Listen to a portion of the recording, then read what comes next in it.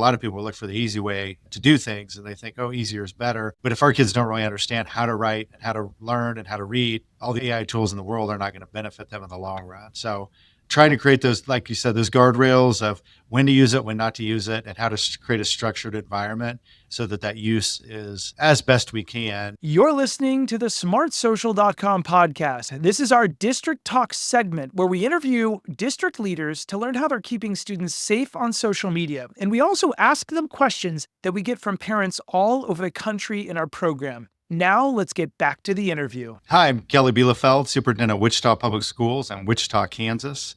Wichita is the largest city in the state of Kansas. Our school district has 46,000 students and about 90 school buildings. Superintendent, it's so great to have you here today on the smartsocial.com podcast. Welcome to our listeners all over the country. Whether you are a parent or a guardian or a superintendent or anyone in between, our goal here today is to keep kids safe on social media so they can someday be successful. And what we mean by that is they can shine online to get their dream job, career, internship, and make you proud as a parent when they're 25 years old and resilient and navigating this very difficult digital world. For all of you that are listeners right now, I'm really kind of holding up the iPhone or Android that your kids are either begging for or they already have, and they are now begging for TikTok, Instagram, Snapchat, or maybe they're on their phones too much. There's no shame on our episodes, as all of you know. We're just here to offer ideas that you're like, you know what, I kind of already knew that. I needed somebody to nudge me. So Superintendent, I want to ask you questions. I'd love to get your advice. And for all of our listeners, if you see me looking down, it's because I'm taking notes, learning from an absolute expert here. Superintendent, after 205 of these episodes, I've learned from a lot of your peers in 41 states. I'm so grateful to all of our superintendents who have given me some time. We've heard a consistent trend nationwide. Now, in Wichita, Kansas, you may have the most perfect kids in the world, little angels running around. Maybe you don't have any of these problems, but other states, other superintendents are going, Josh, we're normal. We have some of these problems. So let me know. But we're hearing that students are growing up in a digital world filled with powerful tech, AI, and social media, but they're lacking in some cases the maturity as maybe a young adult or teen, and the guidance to use it safely. The result in some cases is more student absences, maybe lower focus in the classroom, which is so important to us here at Smart Social, rising cyberbullying, declining self-esteem. And sometimes now in the wild, wild west that we're in, AI misuse in the classroom or at home, we're also hearing that parents are trying to raise good kids in a world they didn't grow up in, a world where now technology is moving faster than safety policies. Teens know how to hide apps and online behavior, and safety lessons usually come after a crisis. Superintendent, please teach me, are there any other trends on this topic in your community in Wichita, Kansas that you've seen so we can alert other school districts nationwide before they see them? Yeah, I appreciate the question, Josh. As far as trends go, I think our biggest challenge is keeping up with those, right? I mean, and that's all of us as both parents and educators. One of the things that we've tried to do here in Wichita over the past year or so is start with the adults. And so significant AI training with our teachers so that they can use the tools that hopefully in one way help them do their jobs better and more efficiently, but they also understand the tools and how kids are starting to use them. I think you ran through the gamut of concerning trends when it comes to students and technology. AI is just one of them, but it's maybe the freshest or the one of the more new ones that have come up. We know kids are using it. We believe it has a role to play in the life of a student. But we also believe that there's an educational component to that, just like with any tool over the history of the last 100 years or so, when basic calculators, became graphing calculators. There's a proper way to use that tool in the ecosystem of educating a kid. And so AI is that too. There's a role for it to play. And we feel like the best way to help guide students is for teachers to be the first learners and be able to support students in that way, know how to use it and then what to look for as far as when kids are using it appropriately or when they're not. That's a really good balanced approach. I like that because we can't hide it. It's kind of like cars. Some parents say, we would never say this. I'll never let my kid drive ever. No, they have to get to jobs someday. So how about we safely teach them how to put their seatbelt on and not be a distracted driver and navigate the roads in a safe way, controlled first. And maybe they drive a golf cart and learn how to parallel park that way so they can't bump into things and then they move on. Let's talk about guardrails on AI. I don't want to put you on the spot, but what's one tip that you might tell your staff or parents in the community on how they can slowly get into this thing that sometimes seems intimidating to them so they can be a first learner and then teach their kids? Yeah, I think there's a couple things. Like I said, start with the adults, making sure the adults are comfortable with it. I would imagine, some of the social media things that you mentioned earlier. Most adults probably aren't on Snapchat. So when we don't understand how to use that technology tool, we both fear it, and then we don't know how to put in healthy guardrails for students. AI is no different. We need to understand how to use it and the role that it plays. I think as best we can with high school kids and even middle school kids, controlling that environment. We are one-to-one devices as a district. So students don't need to have their cell phones out during the school. We have a bell-to-bell policy. Cell phones have to be put away for all of our middle schools, and then high schools, it's during instructional time. So the device that we provide, then how do we use that device to help control their environment and either limit access to some of the AI tools like ChatGPT or provide access in certain contexts? And then as a teacher, how do I use that tool appropriately for what we're doing? And instead of go write a paper and bring me back something, and maybe I know or don't know that if it's generated from AI, we're going to fill out a graphic organizer by hand. We're going to scaffold and create an outline as a team, right? We're going to do some things. I'm going to, as a teacher, control that environment so that I know when to insert the use of AI or when not to. Because bottom line is a lot of people will look for, not just kids, but a lot of people will look for the easy way to do things. And they think, oh, easier is better. But if our kids don't really understand how to write and how to learn and how to read, all the AI tools in the world are not going to benefit them in the long run. So trying to create those, like you said, those guardrails of when to use it, when not to use it, and how to create a structured environment so that use is as best we can. Kids always find ways around things when they're motivated to do so, but as best we can, control that environment. For all of our audience listening right now, I used to use this like last year, this analogy a lot. A lot of people were afraid of AI. It's really still new, but it was really new 2 years ago. And one of my friends told me this in education. He said, it's kind of like when you're building a house and you're using let's say either a nail gun or a screwdriver. You can try and put the house together with a screwdriver, but as soon as you learn how a drill works, it still does the same thing, but it makes it faster. It doesn't mean the house builds itself.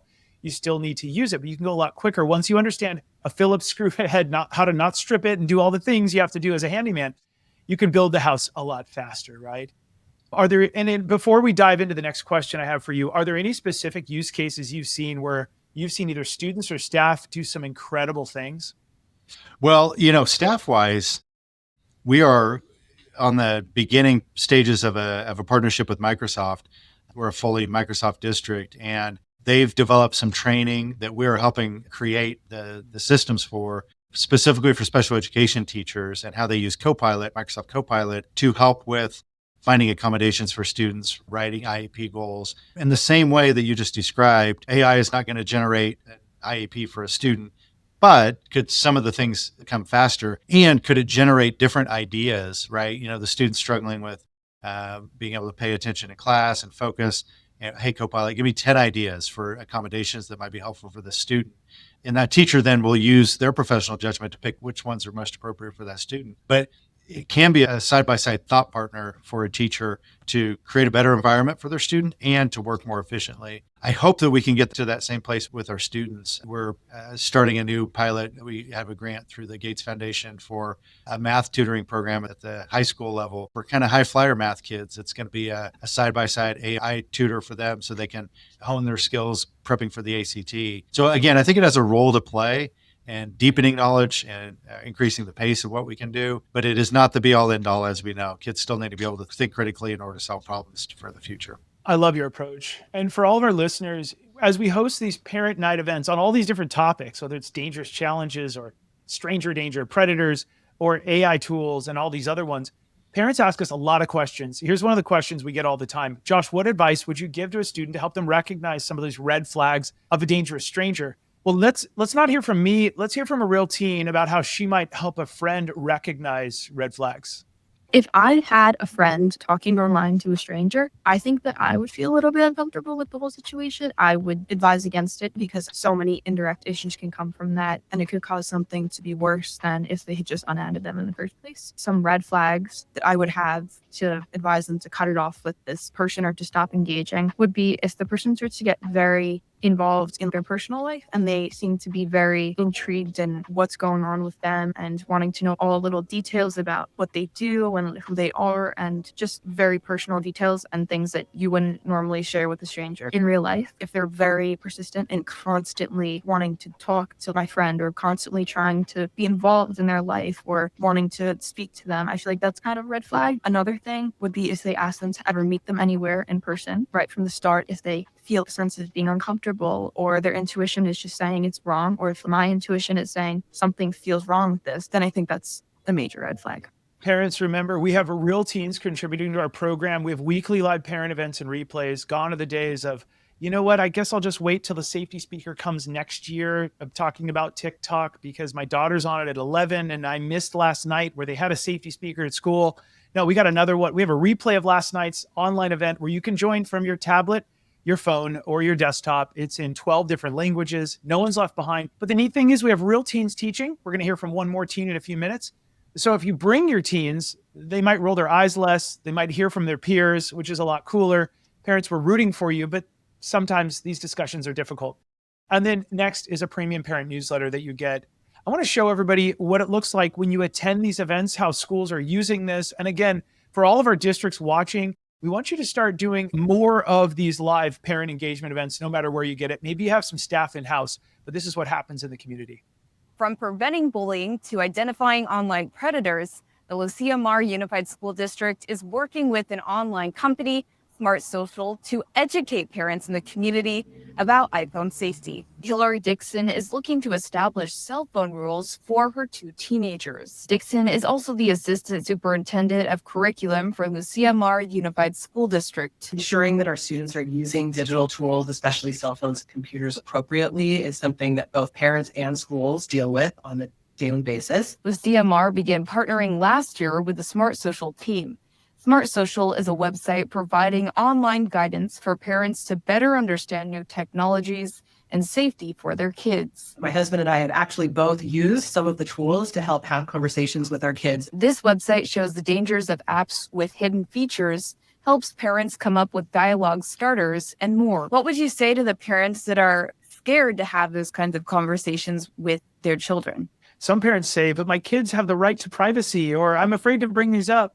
So we give them real dialogue starters and we say, please screenshot these, have this dialogue, open it up. Don't tell your kids what to do. Don't be preachy, but rather ask them questions. The program is made available to parents and families throughout the school. Within the district, many of our counselors and our administrators have reported great feedback in engaging with families whose students are struggling with appropriate use at school. In Arroyo Grande, Mackenzie Diaz, KSVY News.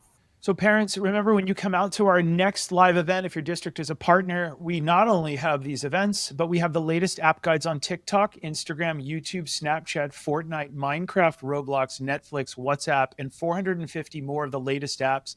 So late at night, you can search, you get the best guides created by real humans, real parents doing our research for you. In addition, our next events, no matter when you're watching this, we have an AI family workshop this afternoon, but this episode's coming out about a week later.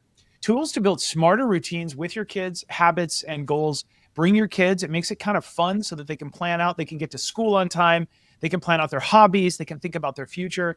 We also have events like reducing arguments with a family media plan. This is really powerful. So your kids have agency over the future of their phone, but you come together as a family so there's less arguments in the long run. In addition, back to school, we've got not only a bunch of anti-bullying, but AI for student success, being productive, learning future skills, and reducing cheating while we improve learning. This is taught by not only our amazing team, but blessed by 8th grade English teachers all over the country in different districts, and then replays. Okay, so I want to dive back to our guest expert, and I want to go ahead and dive in. And my next question for you, Superintendent, is in addition to these conversations that we've had, we've heard from communities. Many parents feel overwhelmed, they say, trying to keep up with fast-moving online trends and digital safety risks. Students in some cases are finding ways to increase their screen time and bend the rules, especially when the expectations at school differ significantly from those at home. Superintendent, what trends or pain points are you seeing when it comes to parent engagement? And where do you feel families are struggling the most to stay informed or connected? Yeah, I think parent engagement has always been challenging because parents are busy, right? The nature of having kids is you're busy. That's just comes with it. I've been a school administrator 20 years now, though, and it has changed a lot in the really fragmentation of communication with parents overall, just, the way we consume media from newspapers to TV to our phones now has changed a lot.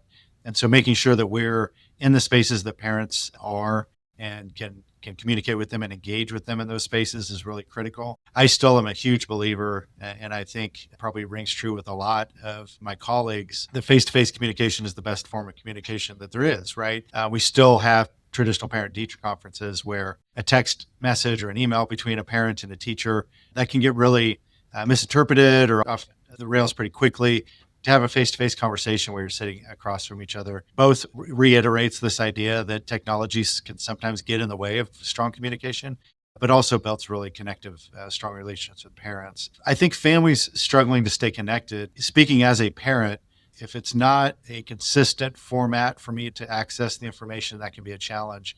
Our district is huge. We have 90 school buildings, and a lot of times each school has different approaches to communication, and then down to the individual team levels. I know my son plays soccer, and the soccer coach, they used Snapchat as their texting group. Well, my son wasn't allowed to have Snapchat as a freshman, so he wasn't in the texting group that the coach set up for the group. So I think there's things we can control as the educators that can help really support parents with safe spaces, with consistent spaces. As a parent, okay, the school's using whatever app it is or whatever platform it is. I know that that's safe. I know it's private. I know it's protected and it's closed, and there's not going to be anybody malicious, in that environment that can contact my kid. Yeah, you bring up a really good point, and districts are doing this all over the country. It's kind of hard if the district or the school or the class wants the kid to be on a certain app, and some parents, rightfully so, are saying, no Snapchat yet. We're not doing that. That gets a little difficult, especially when in some schools, I think you're a district that asks them to put the phone away during the class. Is that correct? Right. Yep. In some classes nationwide, I've heard from districts that there's a struggle where teachers go, pull out your phones. We're going to search for this, or use the calculator on your phone. And some kids are like, my parents forced me to get a flip phone or a watered down smartphone that looks like a smartphone, but maybe it's a Gab phone or some other phone that's a really difficult thing. Like, I need a phone, mom, for class, but those moms are trying to do the best thing. What would you tell the parents that, and obviously a lot of schools are going away, let's put the phone away, let's use the Chromebook, the one-to-one setup so every kid can safely navigate that. What are your tips to parents who are trying to, and I love this, we're rooting for you parents, if you're trying to get your kids to delay Snapchat, Instagram, TikTok a little bit longer, what are your thoughts there? Yeah, I think it's a couple things. It comes down to working with the families, to really listening to them and what they want. I think equity is an issue when it comes to devices. So that's part of why we're one-to-one across the district. Those devices we can control, we can monitor. We have the search features that alert us for suicidal ideation or threats or those sorts of things. So using our devices, we're able to create a much safer environment, but also allow the teacher to do what they need to do in 2025 with digital tools, because we need our kids to be ready for the future. We support all parents, in all walks of life, but we're an 80% poverty district. And so we do have students. It's more of an equity issue with us, that we do have students. There's families can't afford those phones, and we don't expect the families to do that. One of the things we hear as superintendents a lot with the concern of, in our middle schools, put the phone in the locker at the beginning of the day, get it out at the end of the day. That concern for parents, well, what if something happens? What if I need to get in touch with my kid? I know as a parent, it's super easy to just text my son, hey, go grab some bread on your way home, than it is to send a note to the office or whatever. So we've had to figure out, how do we work with families when it comes to that? How do we, if we have some God forbid, catastrophic issue, we don't want students searching for their phone to call mom. We want students listening to the teacher to evacuate or to hide or whatever it is. That takes a lot of parent engagement, because it could be challenging as a parent to cut that communication off for a while with your student. And so how do we work with parents to make sure that we address that need, which is very real, but also address the need of the student to not be distracted all the time and not have the phones bleeping and blooping all through class? Yeah, it's a really tough balance, but we applaud you to let students focus in the classroom. So great. How do we learn as much as we can? And speaking of which, I want to do one more little tiny excerpt for all of our listeners. This is from one of my live online events. We do 50 to 60 of these a year. And if you join one of these events and your district's a partner, there's giveaways every week. So not only do you keep your kids safe, but you enter to win the chance to win cool prizes. We're giving away each week a 3D printer, a Bluetooth speakers, and Kindles, like really promoting fun stuff at home. This event's called Sneaky Ways Video Apps Keep Teens Watching. Boy, is it a big summer topic. Understanding the subtle ways video apps keep teens captivated and learn strategies to help them balance screen time. I want to give you the biggest question we get from this event. Hey, Josh, what are some of the tips to help my teen manage their screen time? Let's hear from a real teen with tips on how to reset screen time. Parents, if you like what you're seeing here, this is part of our student internship where real teens jump in to do a research project. They get a gift card and they become in our program and they are safer. Their little pod of friends is safer. The community's safer as well because they did the research. So here we go.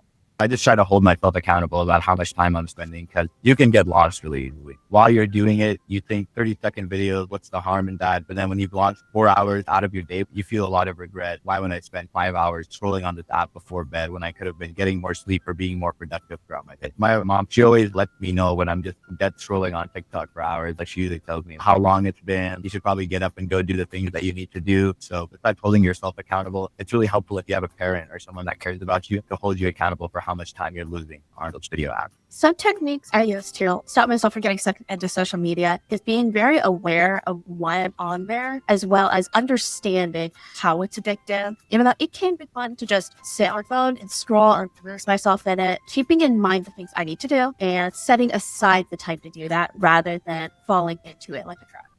So true. So parents, let's talk about keeping your kids accountable. And then I want the superintendent's feedback here. Here's some dialogue starters or questions you can ask your teen to have an open conversation, help them evaluate the quality of their screen time. Parents, if you screenshot this, steal these, run with them, you can use them around the dinner table or in the car ride home or to school. A lot of students like to talk to their parents only when they're sitting shoulder to shoulder, especially young boys. We've heard they don't want parents to like sit them down face to face. So here's an idea you might consider asking. Hey, how do you feel after your screen time? Get them to open up. If they roll their eyes, they don't want to talk, you still get 10 extra points just for asking because they're starting to think about this. Does that app or activity make you feel stronger or weaker after 1 hour? Super important. Do we feel more like ourselves or do we feel less like that? And then what screen time activities or apps make you feel stronger? Well, maybe when I'm 3D printing or doing whatever. Okay, what makes you feel weaker? Just important for them to start rationalizing, thinking about what activities make you feel more focused or relaxed. Could be, well, when I'm reading, but I don't read enough. Okay, cool. It opens a dialogue. And last, how much time do you think is healthy on this app, this activity? How should we structure homework early? Okay, now that you've said after a couple hours of TikTok, you feel worse, where should we do the homework? And then kids are starting to design their night, their day, and so on. Superintendent, what are your tips here? You've got a lot of experience, teacher, principal, administrator. What would you tell parents, or what dialogue starters are we missing here? Well, one of the questions I ask my own kids sometimes is, reflect on how long could you put your phone down without feeling anxious, right? Is that 30 minutes? Is that a day, right? If you lost your phone for a whole day, how would you feel? Because I do think we need to get kids thinking about it in a more objective way. And I love the questions because I think that's what it does. And back to your car example, right? We teach our kids to drive and the first, year or so, we're right there next to them, right? At some point, they're going to be driving on their own. They're going to need these skills in their life when they get to college or when they get a job or whatever it happens to be. They're going to have to self-manage all of the things that they do. And so to get them to start thinking about this, and these are great questions for nutrition. These are great questions for sleep. These are really good questions for just having a healthy, balanced life. But what's different about phones, in my opinion, is the addictive nature, right? Sugar's addictive and, vapes are addictive and there's other things that are addictive, but phones particularly are highly, highly addictive. And I don't think kids think about that much. They don't reflect on that much. Am I addicted? If I'm addicted, what do I need to do to help myself be healthy when it comes to that? I would imagine if kids are honest with themselves about apps and activities that make them feel stronger, that's not where they're spending most of their time on their phone. Right? I would just assume that out of experience. And so think about that. How do you want to feel? Do you want to feel healthy? Do you want to feel connected? Do you want to feel whatever? And that doesn't mean you have to put your phone away, but FaceTiming a friend is way different than, doom scrolling on Instagram or whatever. There's two very different activities online. So the phone has a role to play in creating a healthy life as long as we're cognizant of it and aware of what it is. So well said, Superintendent. Hey, Superintendent, you got a lot of staff, a lot of students to protect back to school. You took a bunch of time out of your day. Thank you so much for joining us here today. No, my pleasure, man. This was a great conversation. I appreciate all you guys do in supporting schools and families to just become healthier. Yeah, I really appreciate it. For all of our listeners, remember, it's all about keeping your kids safe and successful. And we start with safety, a little bit of that driving next to them, having those rich dialogues, because we dream that your kids someday will shine online so that they can have an incredible Google footprint or however we Google them or search for them online so they can get the dream job, career, internship, everything else. Parents, one last thing. Remember when you're posting online to remember to keep it light, bright, and polite because our kids are modeling what we do online. I'm Josh Oakes, the founder of smartsocial.com and the host of the podcast. Grateful for your time here today, and we'll see all of you on the next episode. Have a great rest of the day. Thanks for listening to the smartsocial.com podcast. Smart Social helps parents understand technology and social media to keep their kids safe and successful. Be sure to join one of our weekly online live events to become the smartest parent on the block so you can keep your kids safe and protect their future. Also, don't miss our 450 plus online resources and replays you can watch on demand in multiple languages. Are you a school district wanting to unlock these resources for your parents? Reach out to us so we can protect your whole community each week. Have a great rest of the day, and we'll see you on the next episode.